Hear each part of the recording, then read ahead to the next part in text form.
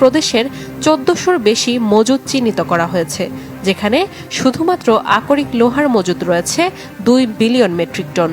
লোগর প্রদেশে তামার মজুদ 1,20,00,000 টন, বাজারে যার মূল্য $50 বিলিয়ন। রয়েছে লিথিয়াম ও 47টি তেলকূপের মজুদও। খনিজ সম্পদের ব্যবহার করে এরই মাঝে প্রায় 10 বিলিয়ন অভ্যন্তরীণ বিনিয়োগ আকর্ষণ করেছে দেশটি। রয়েছে $7 বিলিয়ন বেশি প্রত্যক্ষ বিনিয়োগও, যেখানে কর্মসংস্থান হয়েছে 1.5 লাখের বেশি নাগরিকের।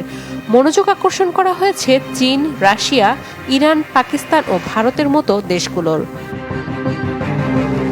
দেশটির উত্তরাঞ্চলীয় প্রদেশগুলিতে 25 বছরের তেল উত্তোলন চুক্তি করে এগিয়ে রয়েছে বেইজিং। রয়েছে তামা খনি প্রকল্প। আলোচনায় আরেক মূল্যবান খনিজ লিথিয়াম। তামা, লোহা ও ইউরেনিয়ামের সরবরাহ ও উত্তোলনে কাজ চলছে ভারতের সাথেও। তেল গ্যাস অনুসন্ধানে সহায়তা দিচ্ছে রাশিয়া, আর আন্তর্জাতিক বাণিজ্যে মধ্যস্থতাকারী দেশ ইরান।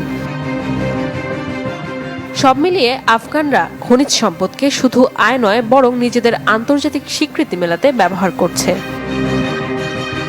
নাদিয়া ইসলাম তুলি, চ্যানেল 24।